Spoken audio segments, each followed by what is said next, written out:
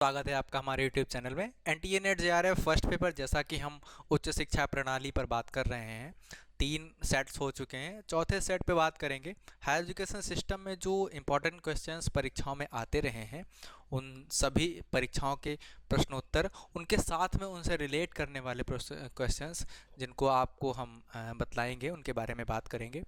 सबसे पहले आप हमारे चैनल को लाइक शेयर सब्सक्राइब करते रहिए।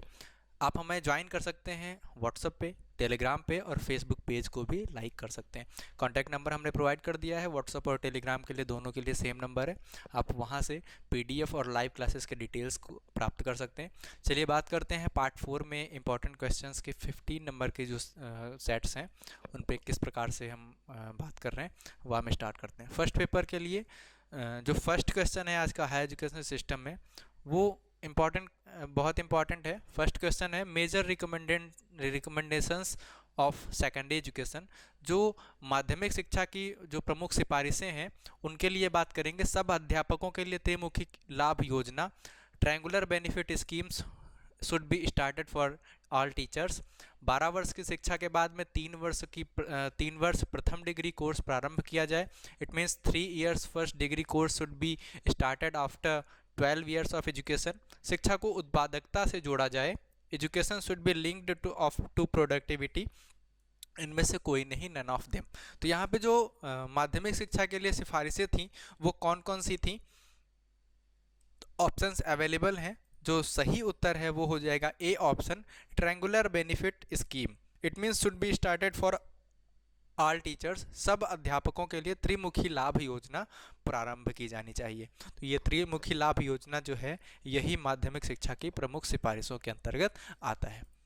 सेकेंड नंबर क्वेश्चन है, इंपॉर्टेंट है। Comprehensive colleges should be established for all states. सब राज्यों के लिए कंप्रहेंसिव कॉलेज की स्थापना होनी चाहिए, और यह किस नीति के अंतर्गत बतलाया गया? 1986 की नेशनल एजुकेशन पॉलिसी, 1964 की कोठारी कमीशन, माध्यमिक शिक्षा आयोग सेकेंडरी एजुकेशन कमीशन, या एजुकेशन कमीशन शिक्षा आयोग। तो किस नीति के अंतर्गत, किस एजुकेशनल पॉलिसी या कमीशन के अंतर्गत यह निर्धारण किया गया, वो हमको बताना है। और सही उत्तर है बी ऑप्शन, 1964 to 66 कोठारी आयोग के द्वारा यह बताया गया कि सभी राज्यों के लिए कॉम्प्रहेंसिव कॉलेज की स्थापना होनी चाहिए।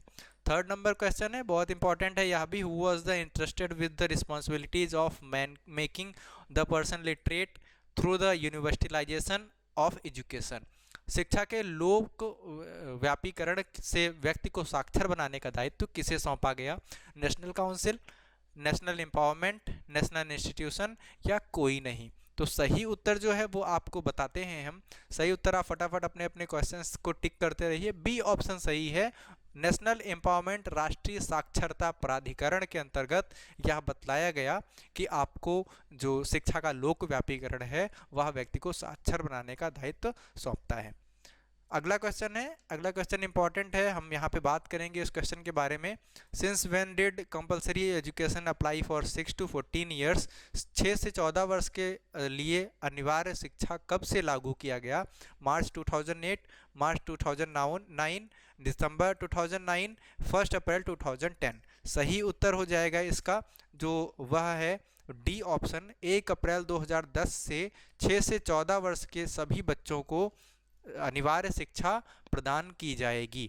यह जो है, यह मौलिक अधिकारों के अंतर्गत भी आता है, और इस समय नई शिक्षा नीति के अंतर्गत इसमें कुछ सुधार भी किए गए हैं। तो 6 से 14 वर्ष के बच्चों के लिए जो अनिवार्य शिक्षा लागू की गई, वह अनुच्छेद 24A में भी निर्धारित है। फिफ्थ नंबर क्वेश्चन है, the purpose of setting up the Hunter commission. Hunter commission गठित करने का उद्देश्य क्या था?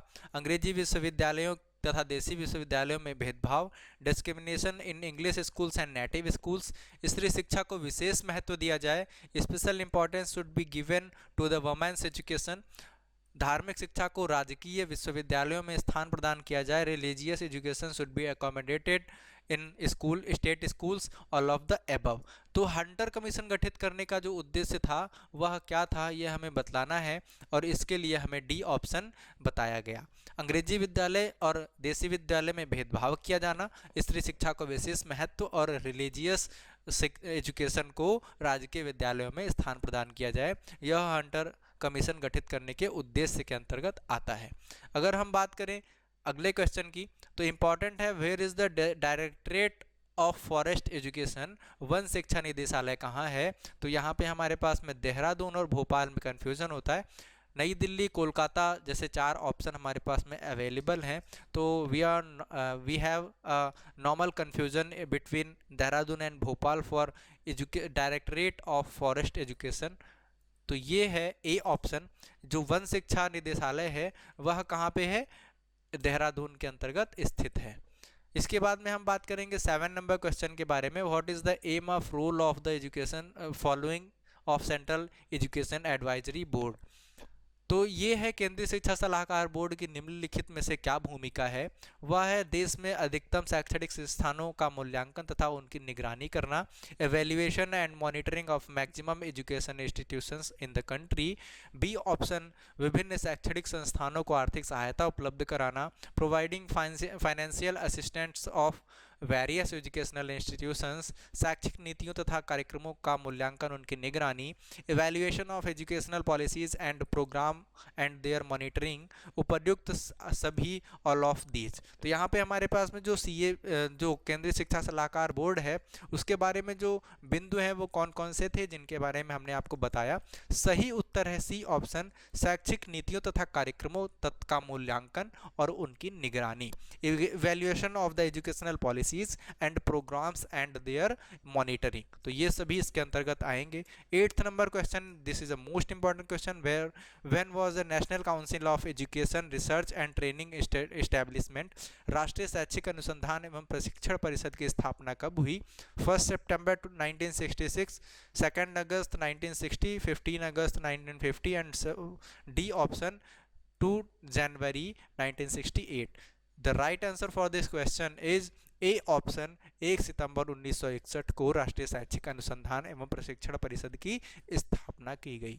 9 number question, this is the most important question, Bhabha atomic research centre BARC was established when and where.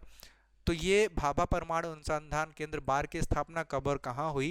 1951 Trombay, 1951 Mumbai, 1957 Trombay and 1957 Mumbai. The right answer for this question is C option, 1957 Trombay. तो भाभा परमाणु अनुसंधान बार की स्थापना 1957 में ट्राम्बे में की गई। 10 number question is, in which year CSIR was established. तो ये जो CSIR है इसकी स्थापना कब हुई? हमारे पास 4 ऑप्शन है, 1941, 1942, 1951, 1954। The right answer for this question, CSIR के स्थापना करने का वर्ष जो था वह 1942 था और इसकी स्थापना तब की गई। अगर हम बात करें NCERT की स्थापना कब की गई, जिसके द्वारा हमारा सिलेबस कंडक्ट किया जाता है? 61, 62, 65, 68। The right answer is A option, 1968। NCERT की स्थापना कब की गई? 1961 में।